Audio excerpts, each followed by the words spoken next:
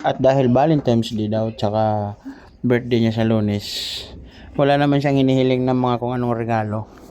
Kailangan niya lang daw ng cash. So games na lang tayo para magkaroon ka ng cash. Kahon o pera? Mayroon akong tawad na 500. Pera o kahon? Anong pipiliin mo? Kahon o pera? Kahon. Kahon. Talagang ano So dadagdagan natin ng 2,000. Pera o kahon? Tinangay ka na ng hangin. Kahon. Kahon talaga. Parang mapasubo ako niya Parang alam niya to, malaki ang laman nito or special So gagawin ko ng 5,000. 1, 2, 3, 4. Napag-isip siya guys, napapaisip siya. Kahon pa rin. Kahon? Pambihira. Kahon talaga? Oo, kahon. Lugi ata ako nito ngayon So last tawad. Pera na yan. Sige, pirahin mo yan. Aba, kahon talaga.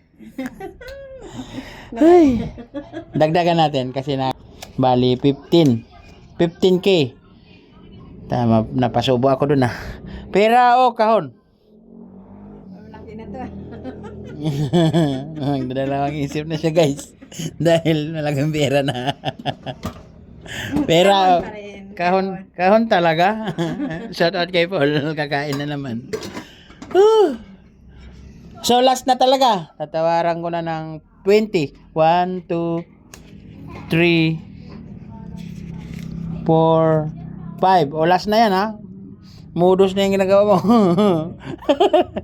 Pera 20K or kahon. Pwede na, mapupuntahan sa akin yun Sa'yo talaga. Bahala ka kung saan mo gamitin. Sa scatter o saan. Basta sa'yo na yan. Pera o kahon? Pera o kahon?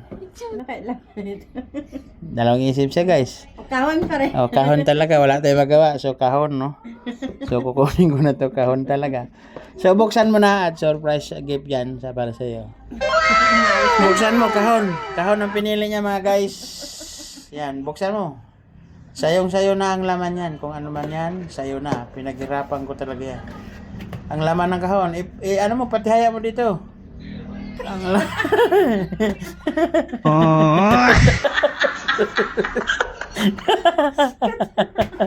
Agay! Wala maga. Pinili mo kahon Kahon ang pinili mo.